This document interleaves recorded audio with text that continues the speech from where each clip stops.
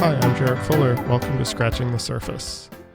In 1984, Paul Goldberger wrote in the New York Times that Cranbrook, more than any other institution, has the right to think itself synonymous with contemporary design. Around the same time, Massimo Vignelli supposedly said that Cranbrook was the most dangerous design school in America. For the last 50 years, it seems, this small graduate school in a Detroit suburb in Michigan ignites strong reactions. Listeners of this show probably don't need me to tell you where I come down on Cranbrook. I am and have always been a fan. I've had Elliot Earls, the current artist in residence of the 2D design department, on the show a few years ago, and have interviewed many of the alumni, many of them who have gone on to teach, like Lorraine Wild, Andrew Blauvelt, Mr. Keaty, Martin Vineski, Nancy Skolos, and Tom Waddell. The thread that connects these people, and the two people who deserve much of the credit for Cranbrook's famous, or infamous to some, reputation, are Kathy and Michael McCoy, the husband and wife duo who took over the design department in 1971 when they were in their mid-20s. Over their 24-year tenure, the McCoys led the charge on experimental design, interior meaning, and speculative work. And I'm excited to present a two-part interview with the couple, this week with Michael and next week with Katherine, to understand what it was like to be in the middle of this cultural shift in design pedagogy and practice. Michael, who I'm talking to today, studied industrial design and has continued to practice through his career. After he left Cranbrook, he continued to teach at the Institute of Design in Chicago. And in this conversation, we talk about his early design education, how he and Kathy got the job at Cranbrook and what they did when they got there. We talk about the role of theory in their work and the rise of speculative design and the value of interdisciplinary design education. I pick up many of these threads in my follow-up conversation again next week with Kathy. The two interviews together, I think, capture a moment and shed light on how Cranbrook's design department became what we know of it today. Scratching the Surface is funded largely by Patreon supporters. So if you like what we're doing here, I hope you consider supporting the show for a few bucks a month. Members get full transcripts, bonus interviews, and other exclusive content each month. You can visit us at patreon.com/Surface Podcast for more information and to sign up. We really couldn't do it without you. Thank you, as always, for listening. And here is my conversation with the great Michael McCoy.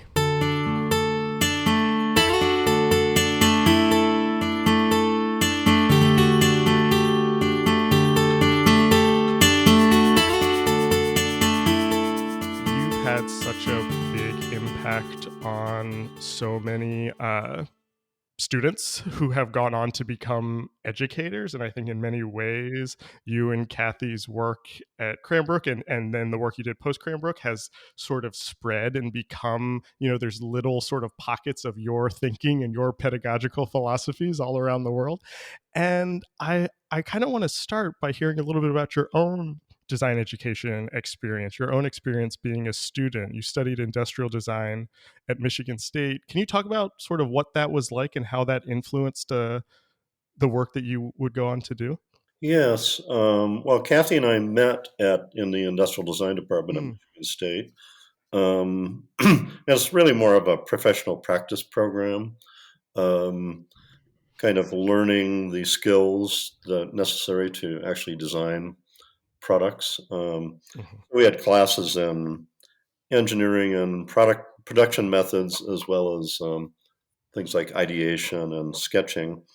So we learned how to design actual products for production, but there was not much emphasis on the cultural or social aspects of design. And actually in the profession itself at that point, this is 1965, 66, there wasn't a lot of critical thinking about the impact of products and Right. on the culture.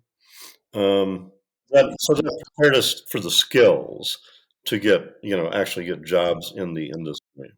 What was the focus of like in thinking about products? Was industrial design at that program, was that considered furniture? Were you designing now a lot of industrial design students are doing like phones and things like what kind of projects or products were you thinking about? What was sort of in the air at that time? The assignments, it was mostly all assignments. We weren't creating our own Right, program. right. And it wasn't just furniture. It would be products like anything from like a lawnmower or an Oh, electric drill, that kind of thing. yeah. Electronics also, but primarily those things that industrial designers at that time were doing in practice. And again, it was all assignments. We didn't really make up our own projects for the most part. Yeah, I mean, that's how my, you know, I guess that would have been 50 years later, my graphic design undergraduate experience was the exact same way. It was Right. all sort of project driven, professionally driven. Here's giving you the skills to sort of get a job. Let me ask you a question, sort of actually, sort of even before that. Why industrial design? Why did you go into that program? Did you have an early interest in design? Actually, in high school, I was the kind of guy who was sketching on the Uh, margins of my mhm. notes. When I was supposed to taking notes, I was sketching little objects and things.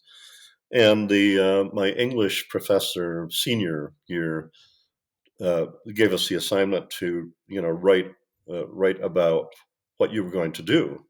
And I was kind of torn between engineering and art, but I Mm, found this book in this is Eaton Rapids, Michigan high school library. There's this one book on industrial design by nice. Harold Van Doren. And I started looking at that and I thought, oh my God, you get paid to do this kind of stuff. Yeah. And and then luckily, I was only about 20 minutes. The town was only about 20 minutes away from Michigan State University. So, and they had it was one of the few universities that actually had a industrial design program.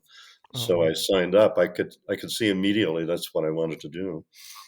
Um, so there was that kind of happenstance.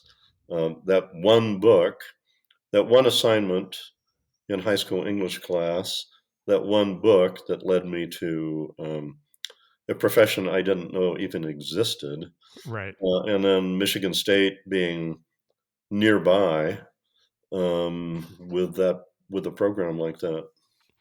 I've heard versions of that story from all sorts of designers who sort of Mhm. have that sort of, they grow up in a town where no one else did that. That's my story. I grew up in a suburban Pennsylvania town. I had never met a graphic designer before I, sort of discovered graphic design on my own in the library. And then for me, it was early internet also.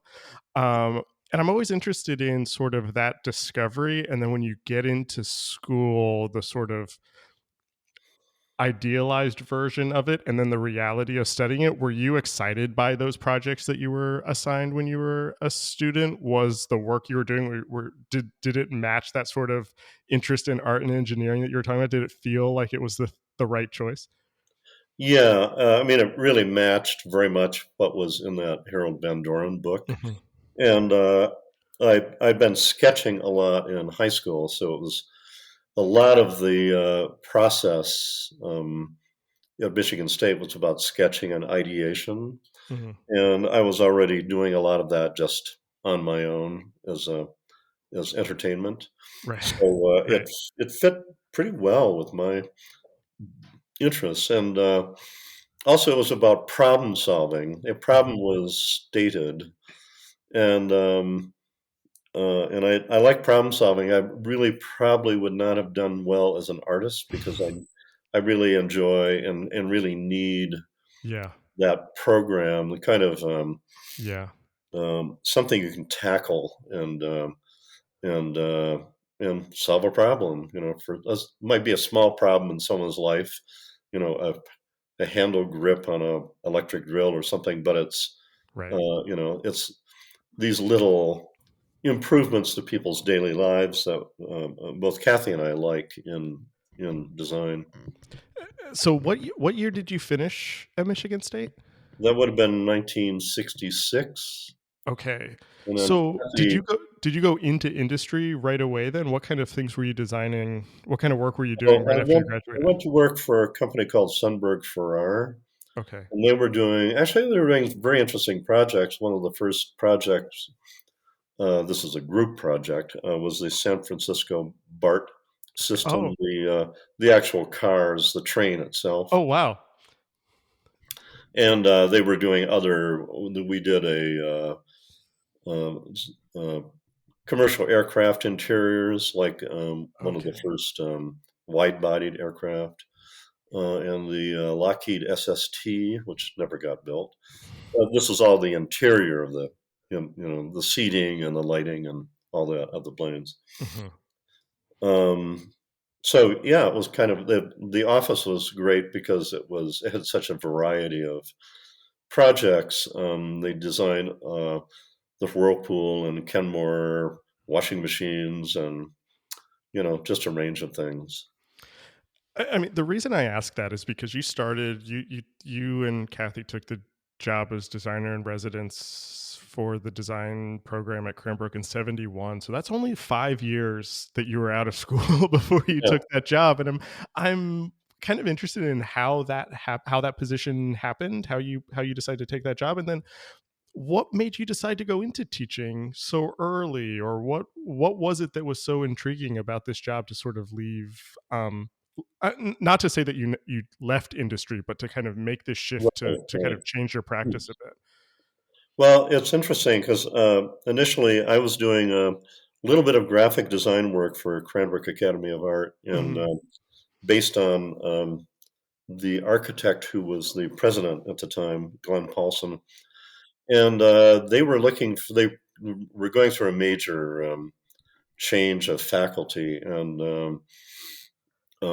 there was this vice president who was Sue Thurman, who was tasked with creating essentially a new faculty lineup.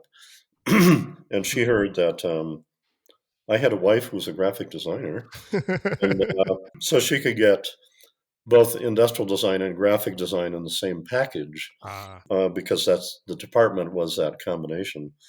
So we were out in Aspen at the Aspen Design Conference, and there was a little notice board, and we happened to look on it, and there was a note for the McCoys to call Cranbrook. We went to the Jerome Hotel in Aspen, and I called uh, into Cranbrook, and she basically said, "Well, we'd like you to apply for the job." That's And amazing. I and Kathy's waiting outside. We're like camping in one of the campgrounds nearby, and so I told Kathy, we both laughed and said, "Oh, that's ridiculous. We can't do that." And later on, around the campfire, we started thinking about it, and it's like, well, maybe we could do that. So I think our original idea was, well, we'll only teach. We might want to teach, but we would only teach when we knew everything, right?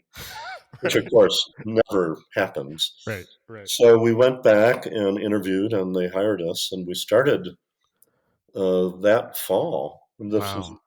the interview was during the summer, and then we started that fall. Um, so that's how we started at Cranbrook in 1971. Can you talk a little bit more about that conversation around the campfire and that move from, well, we can't do this, to maybe we could? uh, tell me about that shift. What was happening in that? I mean, I realize this is a conversation that's what's 50 years ago. Yeah. But like what made you think maybe we could do this? Or what was it that was exciting about kind of, taking this risk? Well, the marijuana helped. Of course. Oh, I should have known. I forgot this was 1970. Well, and also the program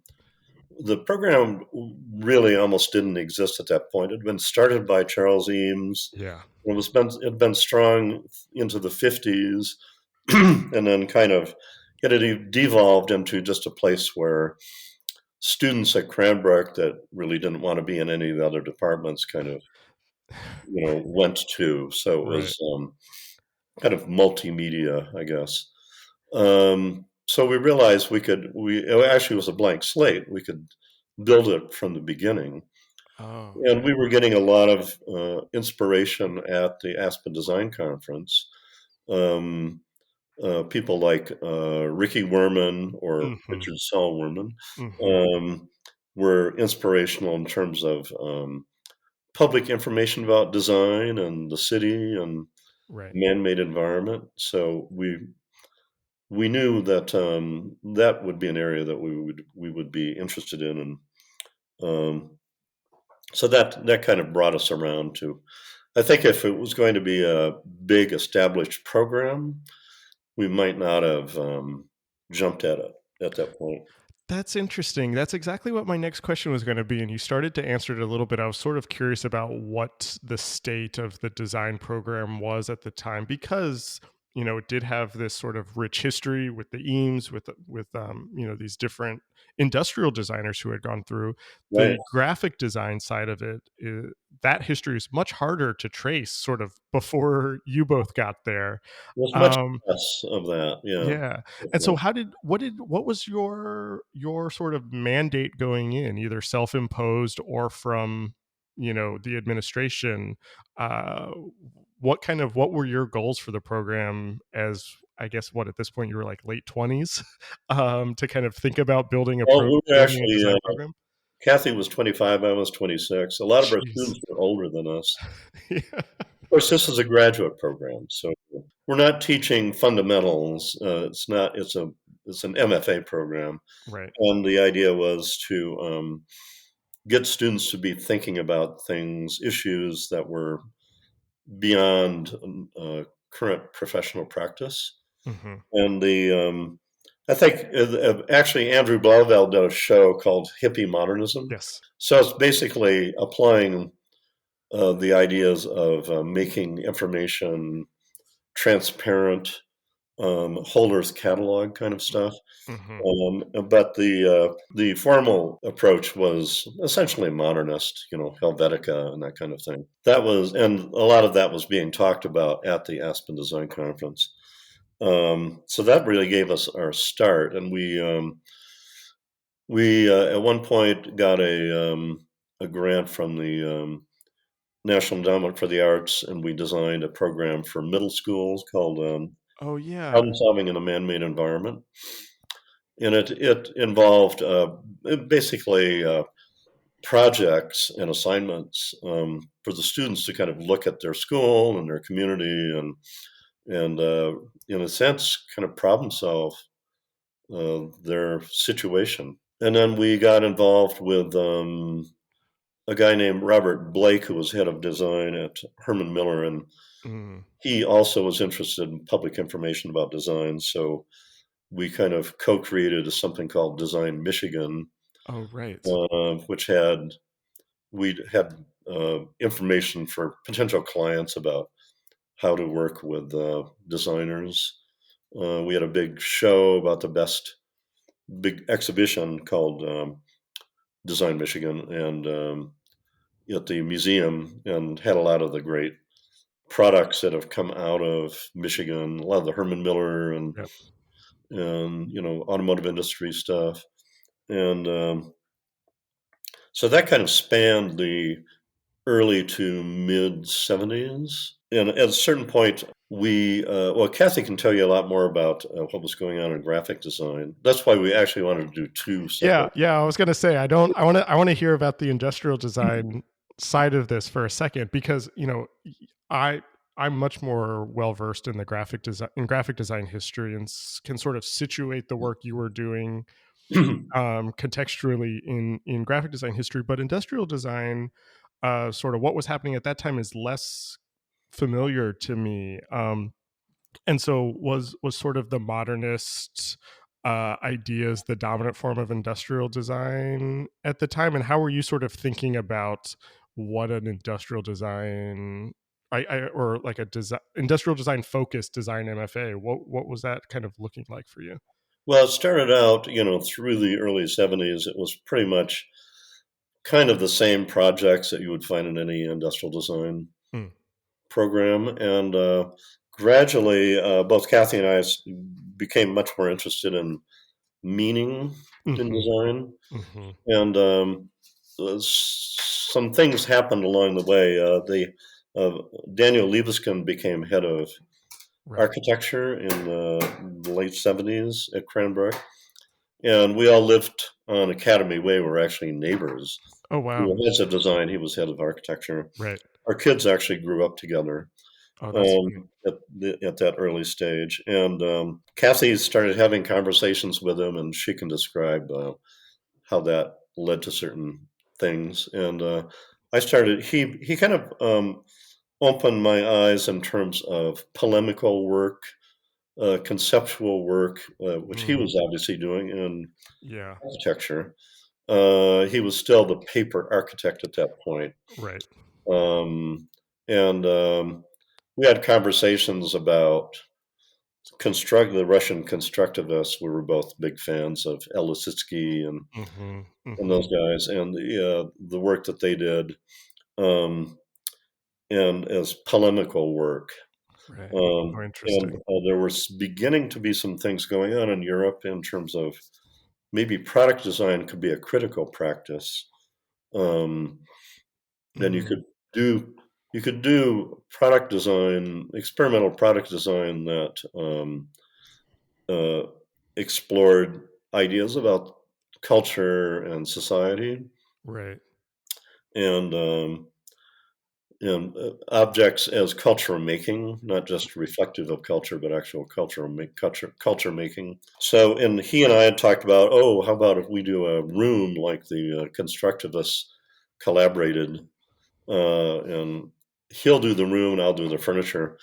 But he never did the room. He got a little busy. But I did a chair called the door chair, Right. which was my first conceptual furniture piece, and it won the progressive architecture conceptual furniture competition Mm. in This 1981, I this is think. the one this is the one where Paul Goldberger reviewed it, and he Yeah, said, "This is a design that pretends to great theoretical depth as if the designer could not admit that what he really wanted to do was make a piece of pure sculpture," right. which is very cutting. I think he missed the point. Sorry, Paul, you missed the point once again. But there was a whole movement going on in which furniture, in particular, could carry interesting meaning. Particularly chairs were seen as carriers of a lot of cultural weight. So, if you look at a king's throne, it means power. Mm, If you look at the electric chair, it means death, right? Um, and so chairs in particular, because of they're kind of an interaction or a connection between architecture and the human body, the human right, figure. Like if you see a picture of a large public space without any furniture in it, you don't really understand the scale. right, If you see it with a chair, and you immediately understand the scale right. because you know human scale. But what's interesting is how, in some ways, that type of thinking was ahead of its time with what we see 30 years later with speculative design, critical design, discursive design, um, all of these ways of like how do we design objects or messages or artifacts that like to use your term are creating culture, are critiquing culture, of asking questions of Right, culture. right, exactly. And and a lot of times when conversations about the work that you were doing at Cranbrook happen, I feel like that gets lost, and it becomes stylistic. It becomes postmodern with this question of like criticality of speculative design.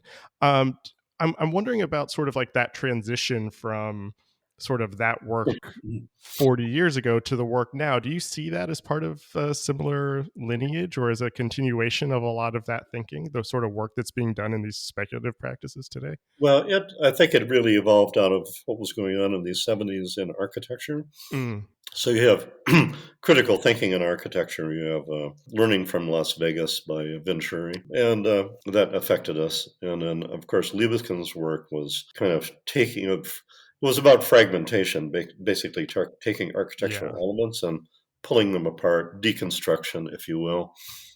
So that affected the work. And there was some work going on. Michele De Lucchi in Milan was doing products that were kind of fanciful, speculative products. So I started doing assignments. The way we worked at Cranbrook is the beginning of the semester, we would assign readings and maybe an actual project assignment just to get them going. Mm. I mean, one assignment I gave them was design a library for Roland Barthes. You know, a lot of interesting stuff there. Yeah. Somebody did a reading desk that was just cast concrete with text cast into the concrete. Oh, I love Um, that. and and then after that, we'd ask them to bring in their readings and share them with the other students. We'd have a weekly critique. Hmm. They'd bring in their readings, and then that way the readings would grow kind of organically. And our idea was get the students, kind of knowing how to know, right? Because after they leave Cranbrook, they'd be back out in the world, and if they could master this way of knowing how to know, growing Yeah. growing your critical practice. That Yeah. was our goal, and we had a lot of students who were experienced designers, Right. and we were saying, well, maybe you should unlearn a lot of stuff and then kind of relearn in a way. Right. But, well, essentially, it's sometimes we describe it as 2 years of psychotherapy, Yes. and it um, so, and eventually that evolved into thesis work in the second year. I think that what you just said about how so much of what you wanted to do was sort of help students develop their critical practices. Yeah, And their own vision, I would say. Yeah. right. Mhm. And I'm wondering if you saw your role as designer in residence as a critical practice. Like how did sort of that how did you approach that role? How did you sort of take the things you were interested in and embed them in the program? How did those conversations happen? How did that, work, you know, kind of professional work? How did that all start to like fit together into your own critical practice? Well, we had thought of Cranbrook, the design department, as a bridge between theory and practice. Mm, mhm. So a lot of the student work was theoretical, but it led to things that could evolve into practice, actual products, for example. Mm, mm, mhm. And the nice thing about Cranbrook is they wanted you to spend half your time on your own work. The term was artist in residence, where you're working on your own work and then you're advising the students. Um, and we began to evolve this approach, kind of editors in a way. Mm, mhm. We could give assignments, but also we would do desk crits, individual desk crits. Right. And quite often, I mean, I would find there'd be the student would have their what they liked in their design ahead of right in front of them, but then there was a pile of sketches or paper, at the side, and I'd pick up those. The thing they had in front of them was quite often they're not their best idea, Yeah. but in this pile of paper of sketches. To the side, I would go through those and I'd say, "Okay, this is your best idea." You know, Right. Right. it's your Right. idea. It's not my idea, but I'm trying to edit your thoughts, and so there was a lot of that kind of going on. And again, it's developing their own personal expression, so that we didn't have a house style. At one point, Kathy and I were shocked to see there was an ad for a position in design, and it said must be proficient in Cranbrook style. And we said, "Oh my god." I mean, the joke that I always make when I hear that sort of line that there was the Cranbrook style is it was like actually all the rest of design had a house style, and Yeah, you all were the ones who did not. yeah. Um, I'm wondering about that sort of those working with the students, those desk crits, the even like those little assignments that you would give, the readings that the students would bring in. Right. How did that change your own practice or your own thinking about design or what designers could do? I mean, it seems like especially starting so young, in many ways, you were a student right along with them. What did you learn from that Oh, experience, yeah. or how did that change what you thought design could be? Well, as they say, the teacher learns the most, right? Right, right. That's just what we like about teaching. So in my practice, I started doing conceptual work like the door chair and that kind of thing. And that sort of work really, the way it gets out is through galleries. And I Mm-hmm. there was a company named Architectura Oh yeah, yeah. at the time, and they made the door chair. And it was actually a couple of students of mine that started that company. Oh, I didn't know that. And they were also doing the Saarinen, the Aliel Saarinen furniture Ah, from okay. the 30s, 20s, and 30s.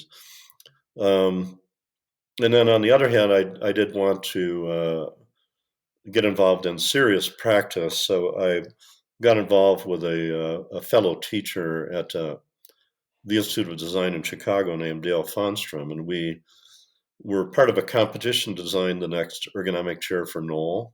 Mm-hmm. And there were like five other. It was a paid competition. There were five other firms, including Sutzess's firm in Milan, and we won the competition.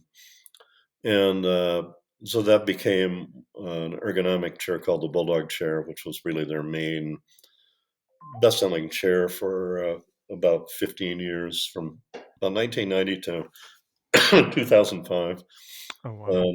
And they sold about 1 million chairs. So it's that kind of, I like that. We made 10 door chairs, but then they made over 1 million Bulldog chairs. And, what I like about furniture design is you can operate within that range. It's like one off to millions or tens of thousands anyway. And totally different processes.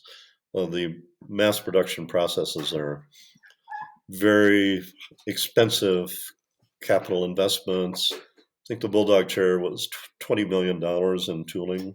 Oh wow. But then the advantage of that is you spend the money up front, and then the individual parts don't cost very much. You both left Cranbrook in 95 after 24 years, Right. and design, both industrial and graphic design, changed rapidly over that time with the introduction of computers, new software. Um, we sort of touched on, and I'll talk about this with Kathy a little bit more, sort of all the ideas of meaning and sort of messages. Why'd you leave when you did? I'm going to tell you, looking at this 30 years later, that seems like a nice gig. You get to work with students, but you don't have to like plan classes. You're working on your own projects. Why'd you leave? What was sort of the ambition after that? Well, actually, the president of Cranbrook, a guy named Roy Slade, who we loved, who was really a Mm-hmm. great guy, he was retiring. He actually said he would retire when our daughter graduated from high school.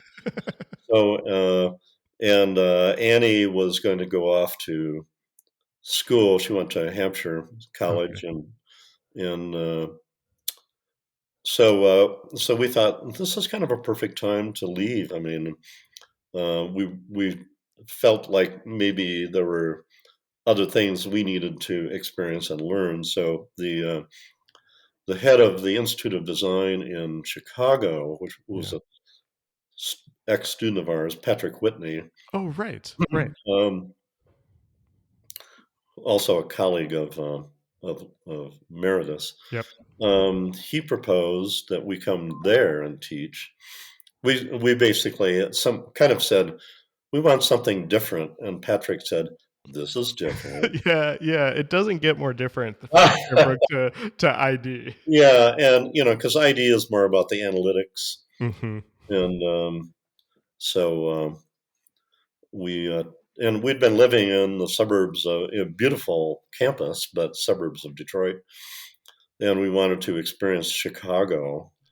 Mm. So we bought a loft in near downtown Chicago, and started teaching at IIT, at Institute of Design, and we learned a lot in terms of processes. They were very into cultural anthropology as a tool to understand how people interacted with the man-made environment, and Right, right. so it was a big change for us, and we were kind of ready for that kind of change.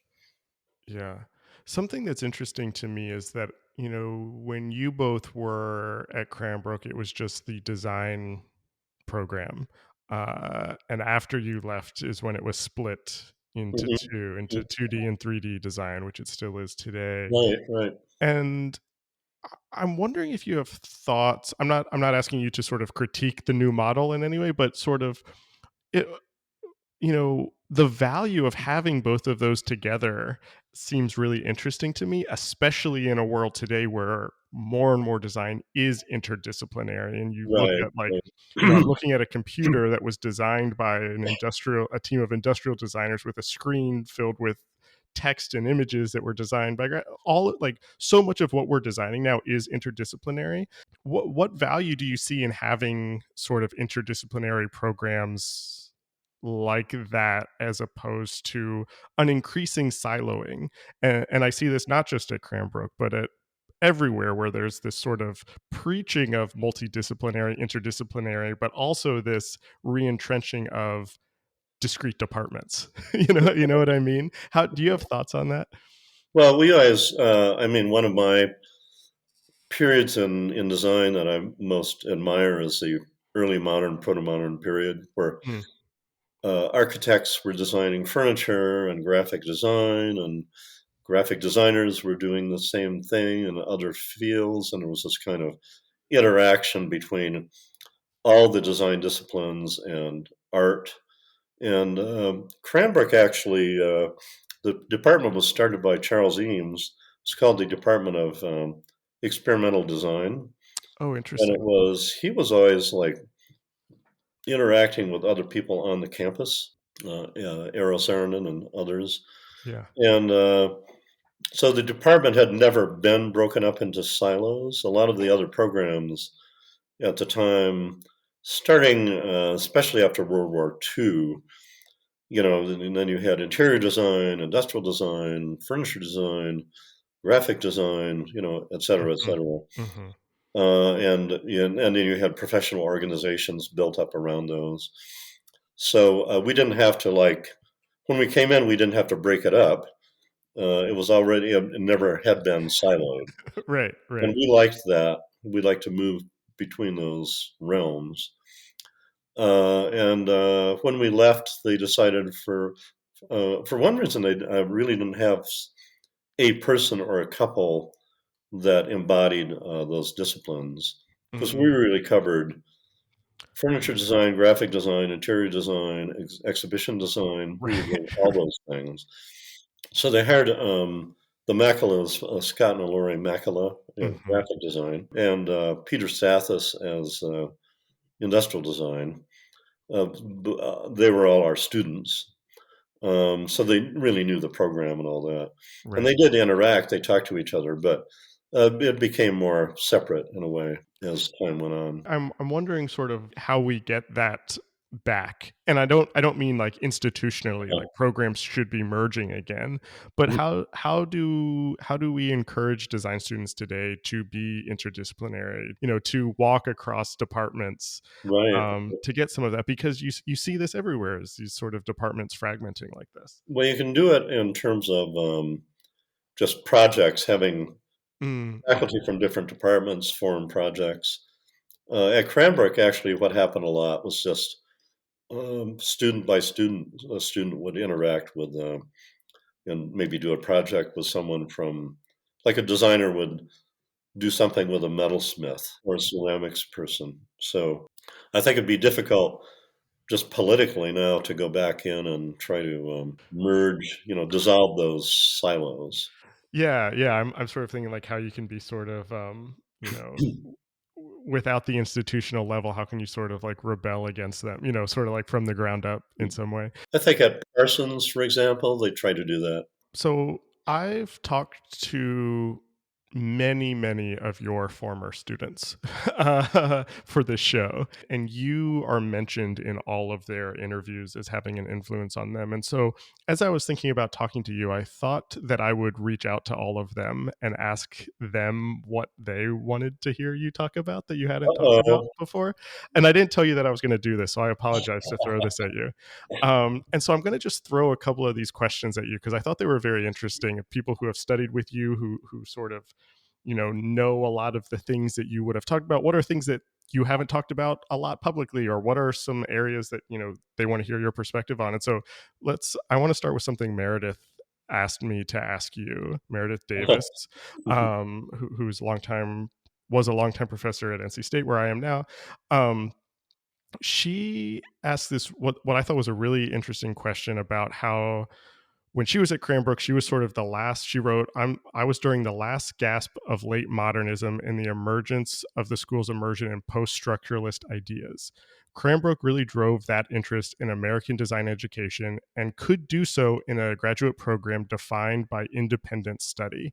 Mhm. How do programs innovate at a time when administrator and consumer students' attitude look for immediately qualifying job skills? Well, it's easier at the graduate level. At the undergraduate level, of course, they want to see, you know, they want to get a job, right? Mhm, Um, so at the graduate level, I mean, people are coming into Cranbrook, I think, understanding that it's not necessarily going to enhance their job prospects. A lot of them are professional designers already, so they could re-enter the field easily, and they want to just explore um, kind of bigger issues surrounding design, mm, which is the kind of thing you can't really do in a normal professional practice. I mean, you can have a critical practice, but right. the critical practice also has to generate some money. So you've got that kind of balance that you have to make in your, even if you consider yourself to be a critical practice. So I think probably the solution is probably more at the graduate level. Yeah, I mean, I think it's a good I think you started to answer it, and I think it's a good question because I see this all the time as this sort of interest in critical practices, interested in, you can't see me, but I'm putting in quotes, experimental work, interested in work that is polemical and challenging, but also, hey, I'm spending a lot of money to be here. I want to make sure I get a job Right, after right. this. And that balance is so tricky. And as Yeah. a teacher, I think about it all the time of wanting to encourage that type of work, but also realizing, hey, there's a set of skills that I need to be making sure that you learn too. Right, right, exactly. And then you're talking about the undergraduate I level? mean, in my case, yes, mostly undergraduate, but Right. I I even think see it sometimes in graduates I do too, feel like less so. we've never really taught undergraduates, so for a short period at Yeah. Institute of Design, but I think there is a kind of responsibility to equip them with the tools so they can uh, prosper in professional practice. Hmm. And at the graduate level, there is they can make a choice, right, in terms of going Right. to a program that's more a critical practice program. Let me ask you, your former student, Mr. Jeffrey Keedy, sent two questions. These are hopefully kind of quick questions, so I'm going to ask you both of them.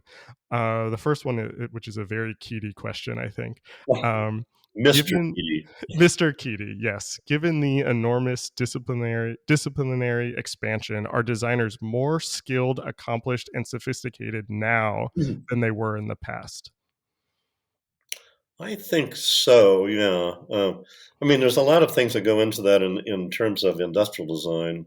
But one of them is the advent of really good CAD programs. Mm, mhm, So you can mhm. actually design something in uh, in 3D and test it virtually. There's something called FEA, finite element analysis. So you can kind of test if it's strong enough. Um, I Right. designed some airport seating, and I was able to test the idea that an entire football team could be jumping up and down on the seats and not break it Right. without even actually having done the physical prototype yet. Oh, So that's there's a interesting. lot of that. And although I do think I would like to see students doing more physical hand work Mm, so they have a little more idea of physicality. A mhm. lot of products seem a little, like they were only done in CAD, and you don't necessarily get the feel, Yeah, the yeah, haptic qualities. yeah. Yeah, Um, you see that in graphic design too, where you can say like, "Oh, this is the first time this was printed out was when it was printed fine, like, right. this is all done on the screen." Yeah. And you see that in architecture as well. I mean, Mhm. there's some pretty bad architecture that would be, it's, 80 stories high that would have benefited by students having a little more experience with actually how materials go together and that kind of thing. And that's also true in industrial design. Yeah. Uh, Mr. Keaty's other question was looking back as your career as an educator, is there anything you would have done differently? Kind of knowing where design has gone, where the professions have gone, sort of how your career has changed. Anything you would have changed? Actually, I think both Kathy and I think it was a real natural progression, um, and opportunities popped up both in the conceptual realm and in the professional practice realm, like the Knoll Furniture Project. Mm, Um, so just seemed to. We talk a lot about how our career unfolds, and we yeah. Yeah. will see opportunities and take them. Um, if it seems right. Right. Like taking the job at Cranbrook was kind of a leap Mhm. we'd never taught before. Um, and so I don't think I would do anything differently. Nice. I have 2 more questions. These are of my own now. Mhm. What are you thinking about right now? Or, like, what's interesting to you in design today? You've now had this long career. You've worked with all of these students. You've seen these changes. Your students have gone Right, on and led programs who are now kind of creating the next generation of students. What's right. exciting you about design today, or what are the things or the issues that are on your mind right now? Well, in terms of professional practice, I'm working on work at home Mm. furniture. Oh, Seems nice. to be the direction, less about the office. So I've designed a lot of products for office spaces, Right.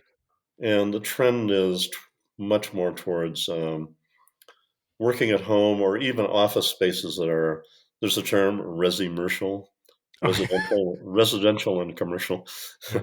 where the office is becoming more informal and more like your living room, Right, right. Um, so that's my professional interest. Um, I mean, the people that I look at, actually, um, there's a new program at Cranbrook called 4D Design, Right, right. and Carla Diana has formed that program, and she's doing, I think, really interesting work. Um, she has a new book out called "My Robot Gets Me" that you should check out. Okay. And I think Anthony Dunn and Fiona Yeah. they're always doing interesting work, and they'll set up situations like design products for a dystopian environment. Mhm. Like there is no water on Earth left, so you design products that allow people to gather water from the air and that kind of thing. All beautifully designed, by the way. Right. So those are things that I look at beyond my own work. Well, that leads into my last question, which is the question I used to end all of these, and I'm curious what you're reading right now. I actually look at this website called Dezeen, Oh, yeah. Dezeen, Yeah. and they probably have they managed to get the most experimental stuff up the fastest. Yeah. um, Yeah. there's not a lot of critical thinking in it, but I can see these projects, students from all over the world doing very interesting experimental work. So I get I find a lot of interest in that. Mike, thank you so much for doing this. This was really an honor for me, and I think you and Kathy hold a sort of a mythical position in design education, and to hear a little bit of the backstory and sort of the decisions that you were making along the way was really illuminating and fascinating. So thank you for being on the show. Oh, well, thanks for inviting us. This episode was recorded on December 14th, 2022. Our theme music is by Andy Borgasani. We're on Twitter and Instagram at Surface Podcast. You can support the show on Patreon and find previous episodes wherever you get your podcasts and at scratchingthesurface.fm. Thanks for listening.